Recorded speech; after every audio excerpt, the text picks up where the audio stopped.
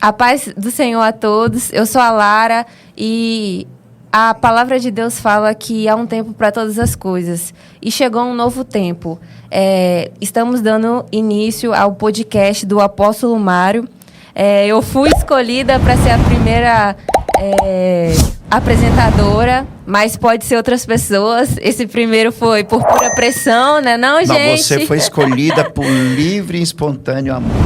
Exatamente. Podemos falar assim.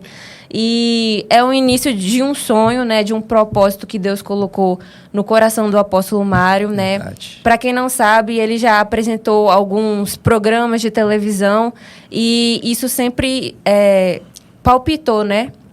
Sempre queimou dentro do coração dele e acredito que esse é um novo tempo, né, apóstolo? Com certeza. Como o senhor se sente, né, depois de muito tempo, voltando ao que o senhor tanto ama fazer, que é falar sobre o amor de Jesus, que isso o senhor já faz, sim, mas agora a nível nacional, internacional, agora pode ser...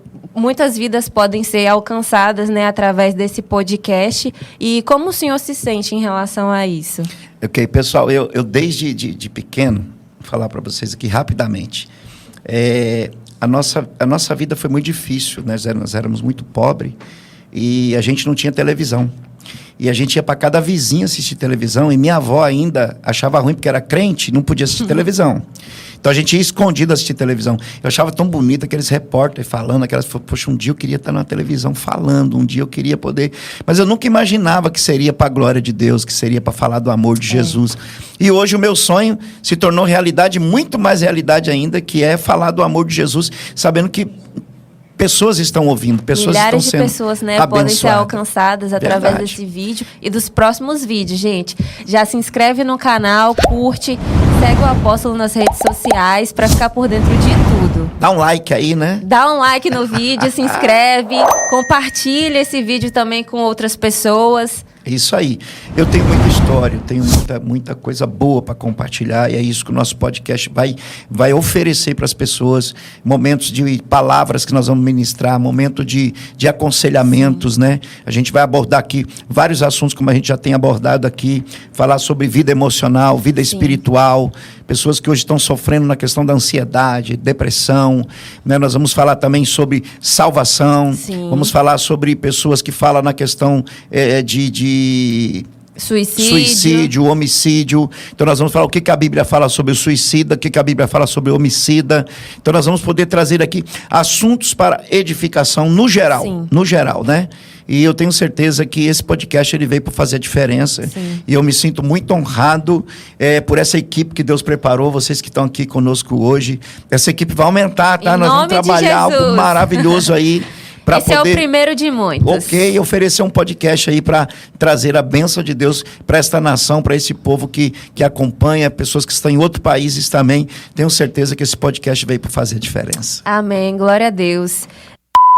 Na última hora a gente compra memória, na última hora, tudo. Acabamos de comprar uma memória agora. Vocês não têm noção de esse como é o nosso podcast real e verdadeiro. Porque se não tiver perrengue, não é podcast de crente. Com certeza. A luta vem em paz, mas a gente está de pé. Mas continua. A gente permanece em Cristo Jesus, que é a nossa rocha. Para vocês terem noção, aqui a gente está tão preparado, se faltar energia, tem uma vela de 7 dias aqui. Exatamente. Que vai ajudar. Se acabar a energia, a vela acende, a gente continua. Continua, podcast. Porque aqui... O podcast do apóstolo Mário jamais ficará sem iluminação. Sem iluminação, porque Cristo é a luz do mundo. Ele é o Senhor. Saul se viu numa situação tão difícil, tão preso, tão sem saída, que ele como rei, ele se sentiu envergonhado de ficar e se tornar um prisioneiro dos seus inimigos.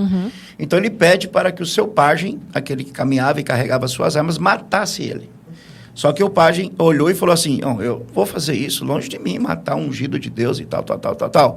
Quando ele viu que o pajem não iria fazer o que ele queria, então ele, para não ser um prisioneiro dos seus inimigos, ele decide, então, como rei, tirar sua própria vida. Por quê? Porque se ele se mantesse em vida e se tornasse um prisioneiro, ele se tornaria uma moeda de troca e ele prejudicaria mais ainda o seu reino.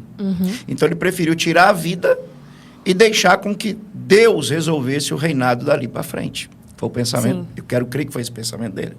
Então aí eu pergunto, Saul teve salvação, tirando sua própria vida da forma que ele tirou? Só Deus para saber. A Bíblia não fala sobre isso. Mas eu entendo que dentro da visão do Saul, ele entendeu que ele errou, ele entendeu que ele falhou como rei, tanto que ele foi para o campo de batalha. Sim. E no momento que ele percebeu a besteira que ele fez, o exército que ele infelizmente perdeu, e agora está numa guerra que ele percebe que está perdida. Então ele, como rei, ele faz assim, bom, eu não consegui salvar o meu povo lutando, mas eu consigo salvar o meu povo tirando minha vida. Sim. Porque um rei vivo valia muito mais do que um rei morto. Porque um rei morto é um defunto, mas um rei vivo é uma moeda de troca. Então ele pensou, se eu tirar a minha vida, eu posso estar fazendo algo que eu talvez em vida não fiz. Mas eu em morte, eu vou deixar o meu povo com uma opção de viver com outro rei. Diferente de Judas, né? Judas, que sentiu remorso. Só que tem um detalhe. A Bíblia fala que Judas vendeu Jesus por 30 moedas, ok? Só que depois que Judas vendeu Jesus e foi embora, ele se arrepende. E o que a Bíblia fala do arrependimento?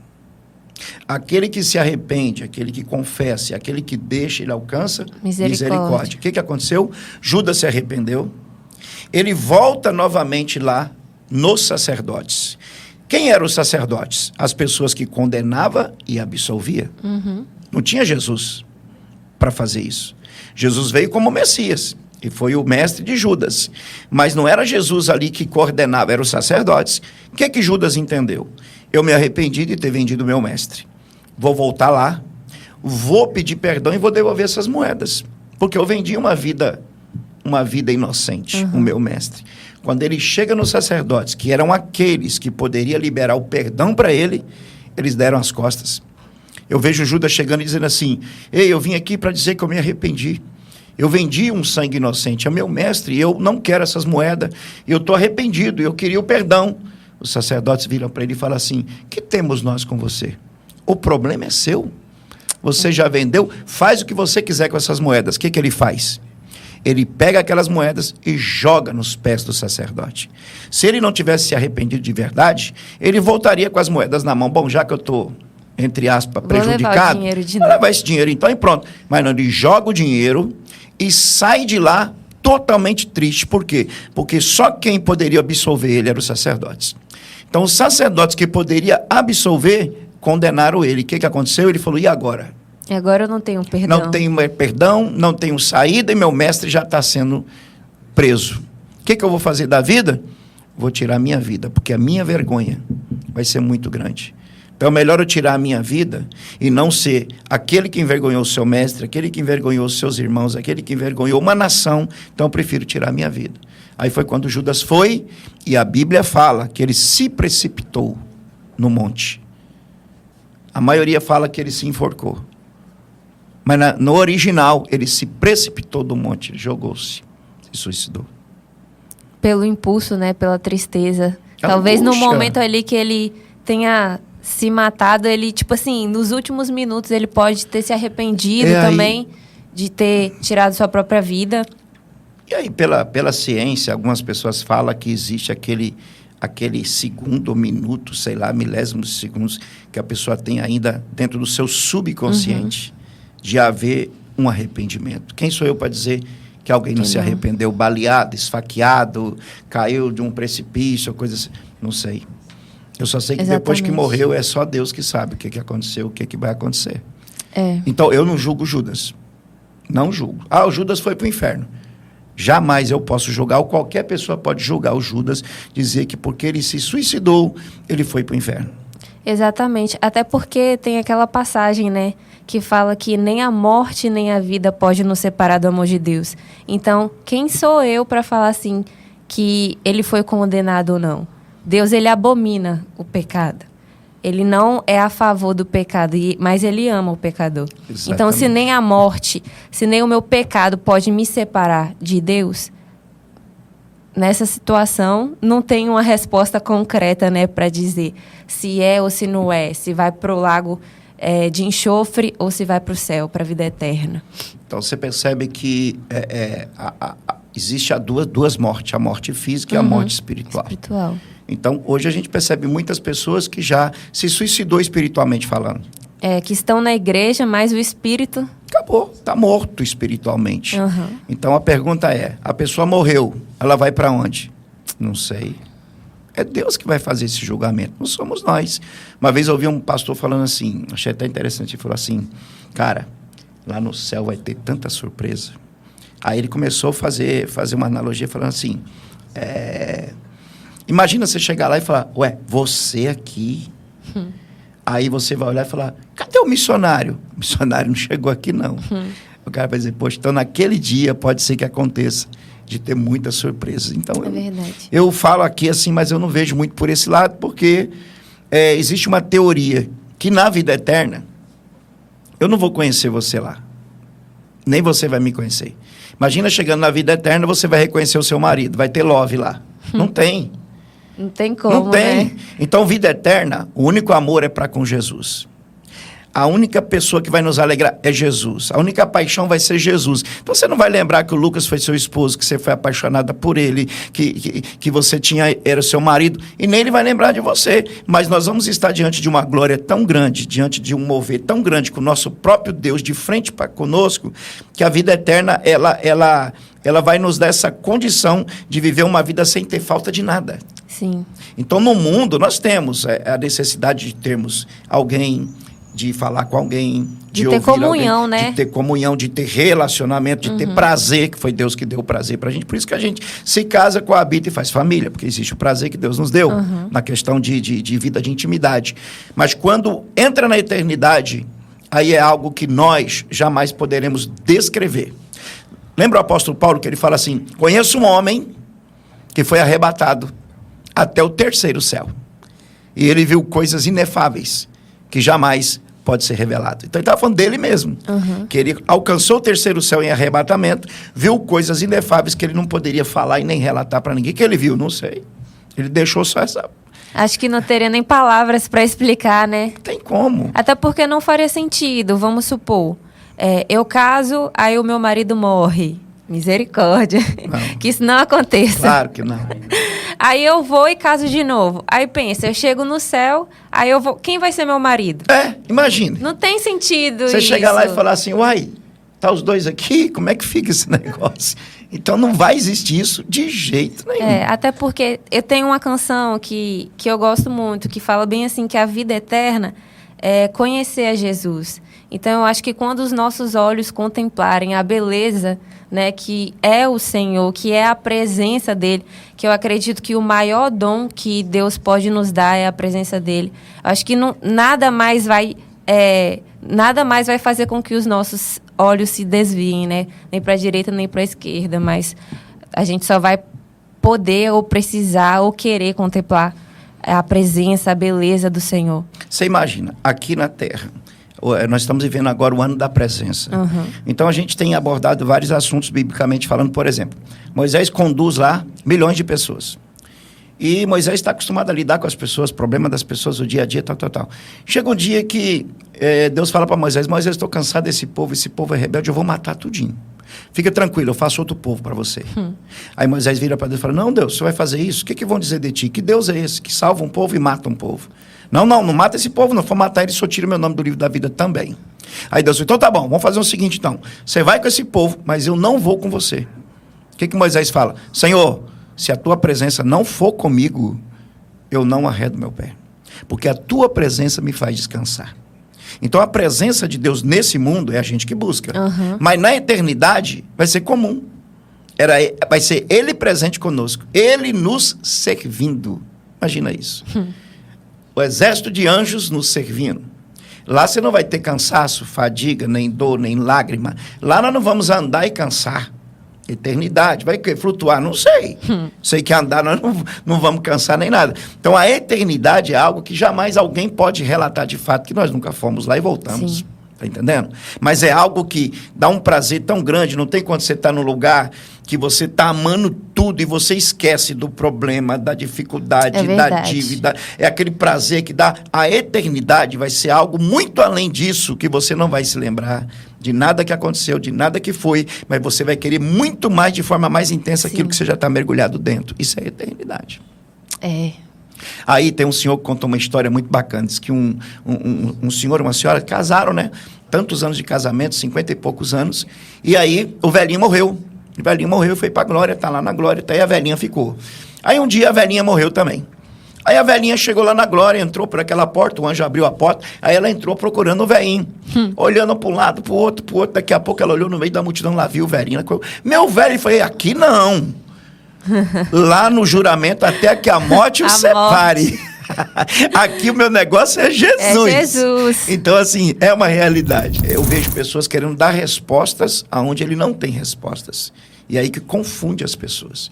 Então, a gente tem que entender que o que está escrito é real. Passou disso, eu não posso falar, eu acho que é isso, ou dizer, é isso. Isso aí. Não tem como. Tem uma afirmativa, né? Não pode afirmar sem ter uma certeza, uma conclusão. Isso é fato.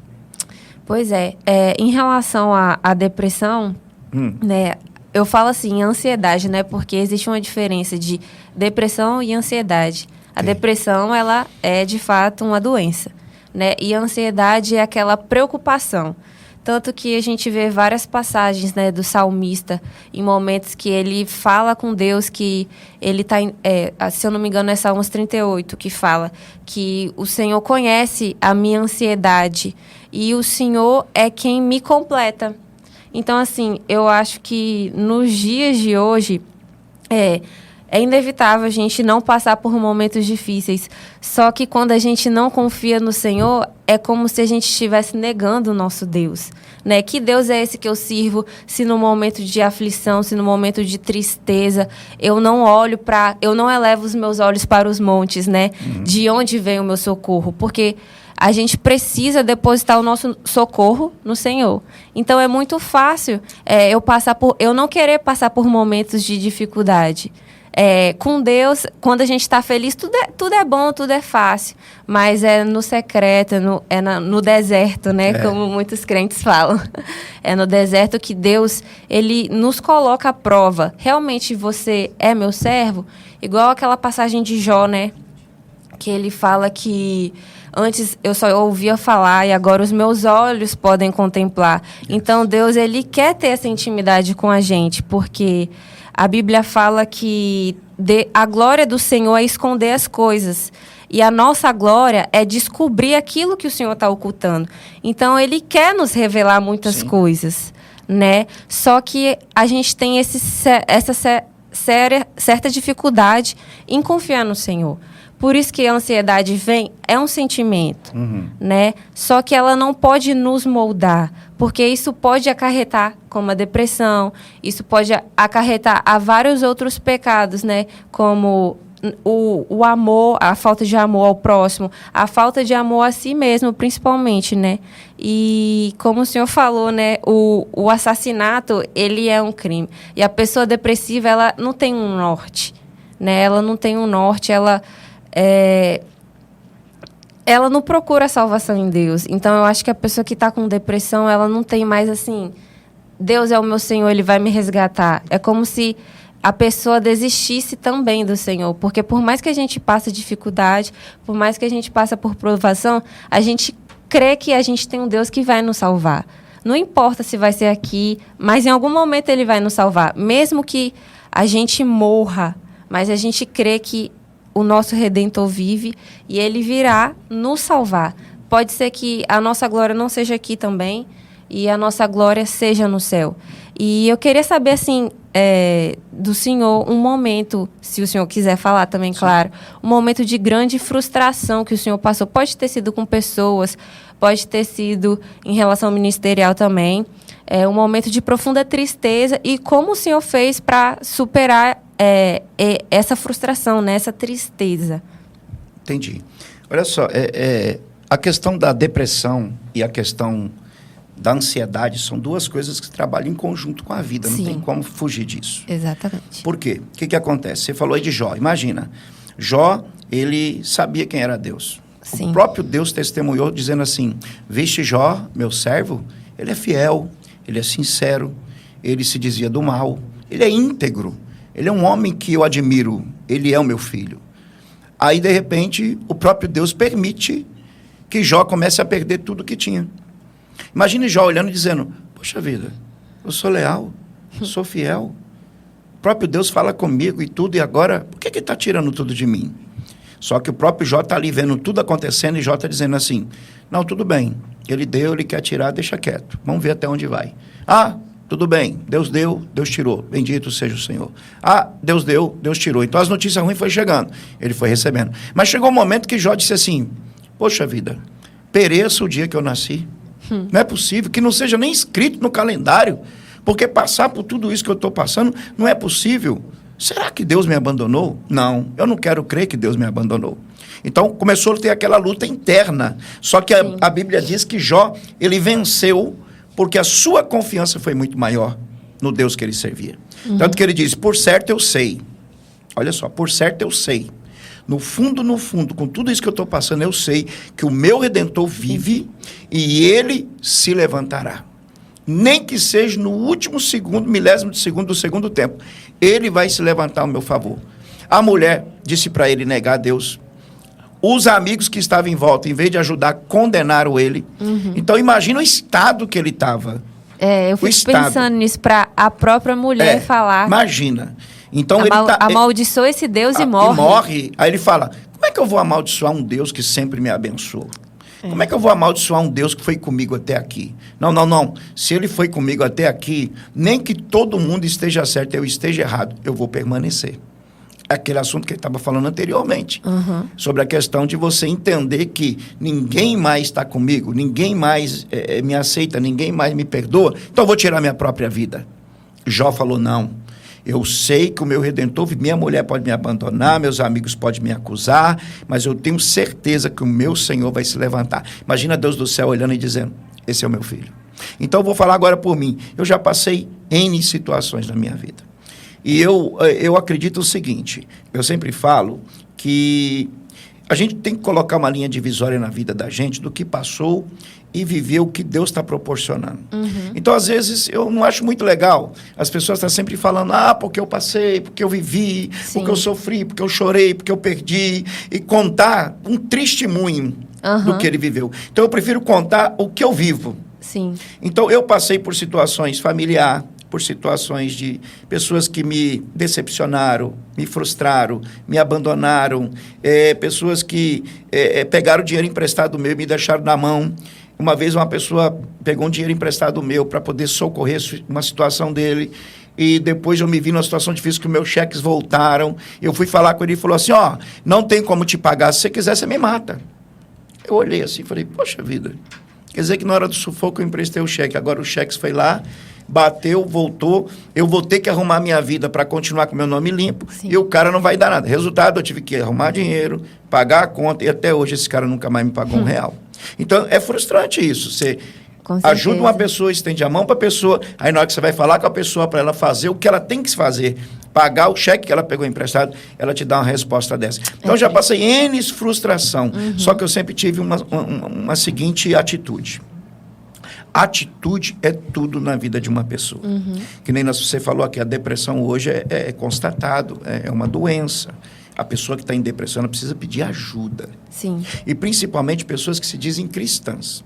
Hoje as pessoas querem que eu, como pastor, atenda elas de forma espiritual e resolva o problema da depressão dela. Não adianta.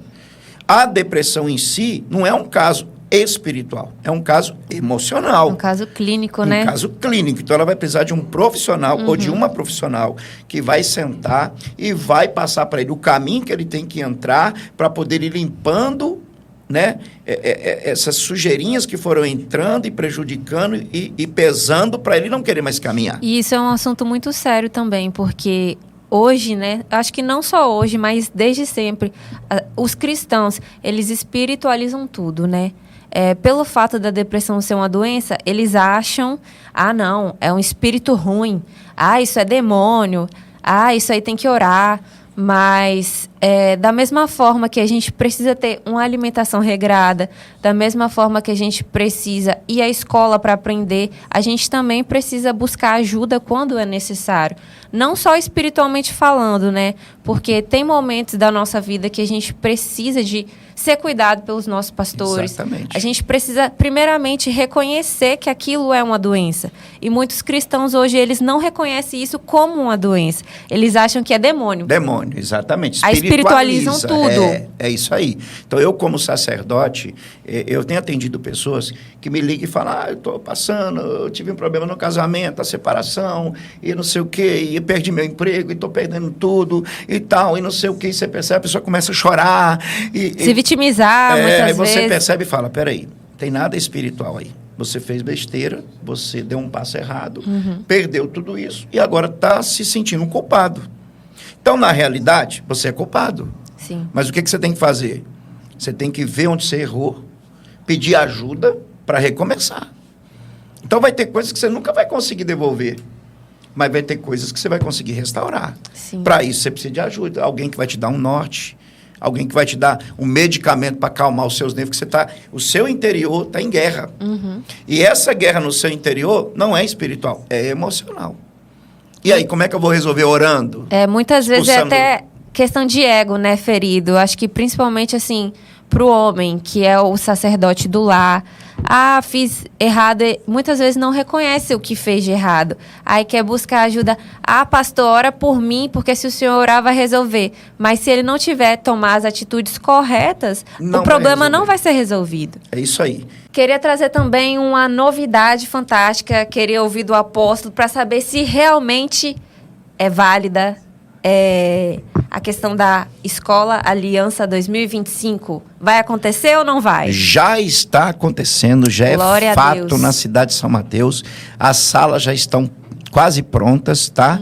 Então agora a gente já vai finalizar a compra das carteiras, a finalização geral. Já estamos com a nossa equipe de governo pronta, né, estabelecida, e a partir agora do mês de setembro já vamos ter um funcionário no colégio onde já vai começar a ter as matrículas e dar andamento para que 2025 já comece as aulas. Crianças vai ser de 2 a 5 anos, tá? Você que é pai da cidade de São Mateus, fique por dentro. Tem um Instagram também, não é? Sim, já tem um Instagram que é do Colégio Cristão Aliança, CCA. Pode entrar aí no Instagram, Colégio Cristão Aliança. Entre em contato, siga a página, siga a página da igreja também, o Instagram pessoal do Apóstolo Mário. Fique por dentro, porque no nosso próximo podcast traremos muitas novidades, muitas informações que vão edificar a sua vida, a sua família. Então, não fique por fora. E nós vamos falar aqui sobre justamente isso, um colégio cristão por princípios. Imagina seu filho desde pequeno, desde a formação dele do pré, ele já aprender princípios e já crescer dentro de uma base espiritual e abençoada. Quem não quer, né? Então é o primeiro colégio cristão que vai estar sendo estabelecido aqui na cidade de São Mateus. Você não pode ficar de fora. Coloque seus filhos numa escola onde eles vão crescer e vão aprender e vão entender princípios. E é isso, gente. Encerramos o podcast por aqui. Até a próxima. Até logo, gente.